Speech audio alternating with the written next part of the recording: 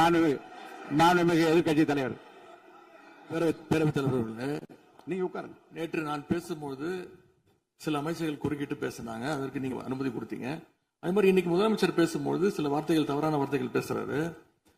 அவர் party fund அப்படின்னு சொல்லியிருக்கிறாரு. அவர் அமைச்சர் அந்த பார்ட்டி ஃபண்ட் எந்த பார்ட்டின்னு கூட சொல்ல தைரியம் இருந்தா சொல்லுங்க, நாங்க அதெல்லாம் ஃபேஸ் பண்ண தயாரா இருக்கோம். எதையும் ஆதாரத்தோடு எதையும் பேசுங்க. நீங்க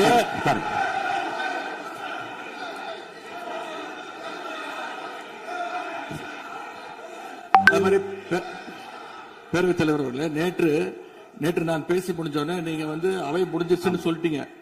நாங்கெல்லாம் வீட்டுக்கு போயிட்டோம். வீட்டுக்கு போய் டிவி போட்டு பார்த்தா அங்க இன்னொரு அமைச்சர் இன்னும் பதில் சொல்லிட்டே இருந்திருக்கிறாரு.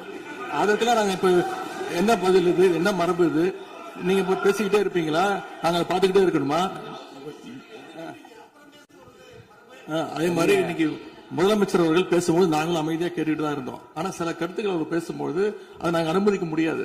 ஆதாரத்தோடு ஏதாவது பேசணும்னா, குற்றச்சாட்டுகள் சொல்லும் போது ஆதாரத்தோடு சொன்னீங்கன்னா அதை நாங்க ப்ரூவ் பண்றதுக்கு தயாராக இருக்கு. மாண்புமிகு உறுப்பினர் அவர்கள் இருங்க.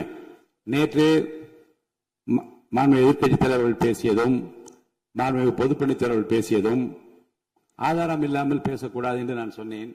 ஆய்வு செய்து நீக்கப்பட வேண்டியது நீக்கும் என்று சொன்னேன். இப்போது மாண்புமிகு முதல்வர் அவர்கள் பேசி முடிக்கட்டும்.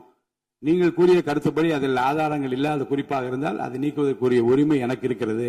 ஆய்வு செய்து நான் நடவடிக்கை எடுப்பேன். இப்போது மாண்புமிகு முதலமைச்சர் அவர்கள் பேசலாம்.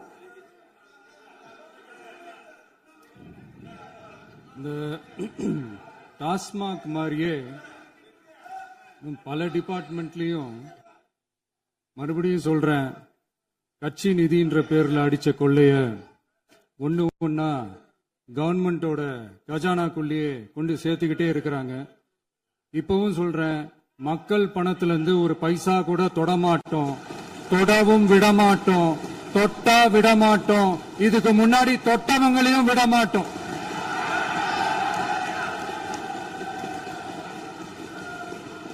ஒவ்வொரு ஊழலா வெளியில வரும் போலே, ஒவ்வொரு வேஷமா கலைஞ்சிரும் போலே, இங்க இருக்கிற நிறைய பேரு நடுங்கி போய் இதுல நம்ம மேல அவதூறு வேற. இப்ப புதுசா ஒரு வெப்பன் ஒண்ணு கொண்டு வந்திருக்காங்க. அது என்ன தெரியுமா? அவங்க தயவால தான் நம்ம ஆட்சி நடக்குதாம். மக்கள் தயவால இந்த ஆட்சி நடந்துகிட்டு இருக்கு. மனசாட்சி உள்ள சக்திகளோட ஆதரவால இந்த ஆட்சி நடந்துகிட்டு இருக்கு. நாங்க தான் அனுப்பி வச்சோம் அப்படின்றாங்களே. அனுப்பி வச்சவங்களுக்கு மினிஸ்ட்ரியில இடம் கொடுத்தா ஏன் கதறீங்க? ஏன் இவ்வளவு கோவம்? ஏன் இவ்வளவு கதறல்ஸ்? இதுல இன்னொரு முக்கியமான விஷயம், மார்க்சிஸ்ட் கம்யூனிஸ்ட் கட்சி நமக்கு ஆதரவு கொடுத்தது சுயேட்சையா எடுத்த முடிவுன்னு சொல்றாங்க. அதே மாதிரி இந்திய கம்யூனிஸ்ட் கட்சி நமக்கு ஆதரவு கொடுத்தது சுயேட்சையா எடுத்த முடிவுன்னு சொல்றாங்க. இதுல எங்க இருந்து நாங்க தான் அனுப்பி வச்சோம்னா புரியலையே. மக்களுக்கு நல்லா புரியும். எல்லாத்தையும் தெளிவா பார்த்துக்கிட்டு இருக்கிறாங்க.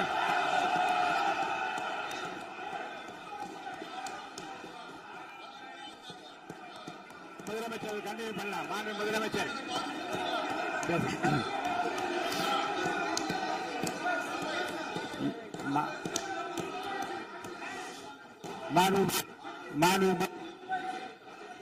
முதலமைச்சர் கண்டினியூ பண்ணலாம். நீ கண்டினியூ பண்ணலாம்.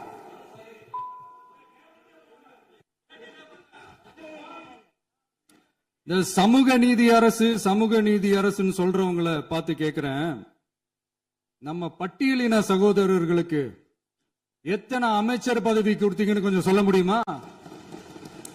ஆனா நம்மளுடைய அரசுல 8 அமைச்சர் பதவிகள் யாருக்கு? நம்ம பட்டியலின சகோதரர்களுக்கு. எல்லாம் நம்ம அண்ணன், நம்ம தம்பி, நம்ம தங்கச்சிங்க.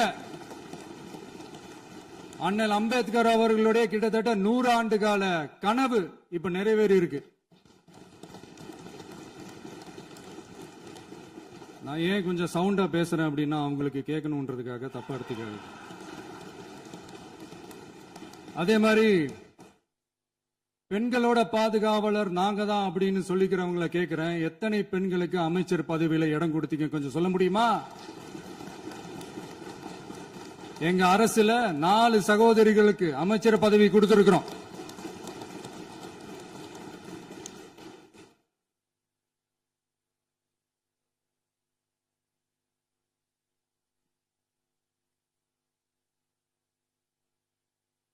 அதனால மக்களால் நிராகரிக்கப்பட்டு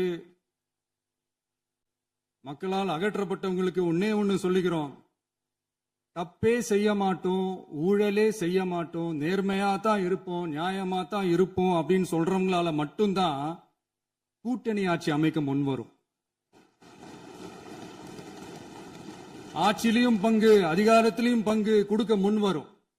ஊழல்லையே ஊறி போனவங்களால இந்த கூட்டணி ஆட்சியோ ஆட்சியிலையும் பங்கோ அதிகாரத்திலையும் பங்கு கொடுக்க முன்வராது. மெஜாரிட்டி இருந்தாலும் தரமாட்டாங்க, மெஜாரிட்டி இல்லைனாலும் தரமாட்டாங்க. கேட்டா ரெடிமேடா ஒரு பதில் ஒண்ணு வச்சிருப்பாங்க, கூட்டணி ஆட்சியை மக்கள் விரும்ப மாட்டாங்கன்னு. அதே மக்கள் தான் இப்ப அவங்கள பார்த்து சிரிக்கிறாங்க. நான் பதவி ஏத்த அன்னைக்கு கொஞ்சம் டைம் அவகாசம் கேட்டேன்.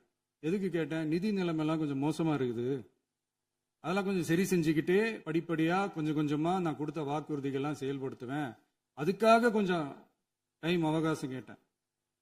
நான் ஏதோ வேற எதுக்காகவோ வேற யாருக்காகவோ ஏதோ அவகாசம் கேட்ட மாதிரி. அடுத்து இங்க சபையில இல்லாதவங்களை பத்தி பேச வேண்டாம்னு நினைக்கிறேன்.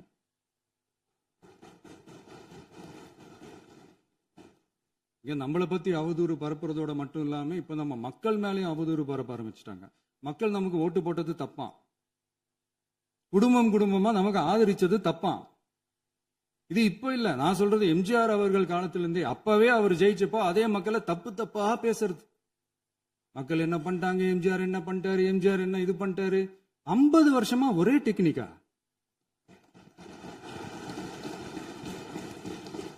டெக்னாலஜி எல்லாம் மாறி வேற எங்கேயோ போயிட்டு இருக்கு பஸ். இதுல கொஞ்சம் டெக்னிக்காச்சும் கொஞ்சம் மாத்தினா கொஞ்சம் நல்லா இருக்கும். அதனால மக்களுக்கு யூஸ்ஃபுல்லா இருக்கிற மாதிரி இந்த ஆக்கப்பூர்வமான கருத்துக்களோ ஆக்கப்பூர்வமான யோசனைகளோ இருந்தா சொல்லுங்க, அதை நாங்க டெஃபரெண்டா எடுத்துக்கிறோம். ஆனா அதை விட்டுட்டு இந்த நக்கலு நையாண்டி சம்பந்தம் இல்லாத பேச்சு இதெல்லாம் பேசிட்டு அப்புறம் முதல்வர் பதில் சொல்லல, முதல்வருக்கு பதில் சொல்ல தெரியல அப்படின்னா அப்புறம் என்ன சோஃபா மாடல் ஆட்சியா? அது என்னன்னு புரியறதுக்கு எனக்கு ரொம்ப நாள் ஆச்சு. இந்த சோஃபா செட்டு, டேபிள் சேரு, டீபாய், பர்னிச்சர் பிசினஸ் எல்லாம் வேற எங்க வெளியில போய் பண்ண சொல்லுங்க. அப்படி அந்த பிசினஸ் தான் பண்ணணும்னா நிறைய பிசினஸ் பண்ற மாதிரி வெளியில போய் பண்ண சொல்லுங்க, இங்க சட்டசபைக்குள்ள வேணாம். அதனால ஆக்கப்பூர்வமான கருத்துக்கள் இருந்தா சொல்லுங்க, டெஃபினட்டா அது சரியா இருந்தா நாங்க ஏத்துக்கிறோம். எனக்கு ஒரு குட்டி கதை ஒண்ணு ஞாபகம் வருது, சொல்லாமா? ஒரு ஊர்ல ஒரு பெரியவர் வெயில் ரொம்ப ஜாஸ்தியா இருக்குன்னு சொல்லிட்டு கண்ணுக்கு மேல கை வச்சுக்கிட்டு இப்படி சுத்தி முத்தி தேடிக்கிட்டு இருந்தாராம். அப்ப கூட இருந்த ஒரு சின்ன பையன் என்ன தேடுறீங்க அப்படின்னு கேட்டானா. அதுக்கு அந்த பெரியவர் சொன்னாரா, அது ஒண்ணு இல்ல தம்பி, உங்க அப்பா இங்கதான் இருப்பாருன்னு சொன்னாங்க, அதான் தேடிக்கிட்டு இருக்கேன், எங்க உங்க அப்பாவையா காணோம்?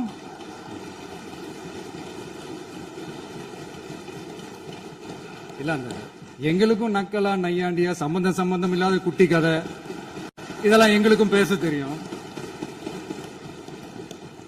அந்த கதையில பெரியவர் அப்படி சொன்னாராம், தப்பா எடுத்துக்காதீங்க. அந்த கதையில பெரியவர் அப்படி கேட்டாராம். அதனால யாரும் இங்க டென்ஷன் ஆக வேணாம். அதனால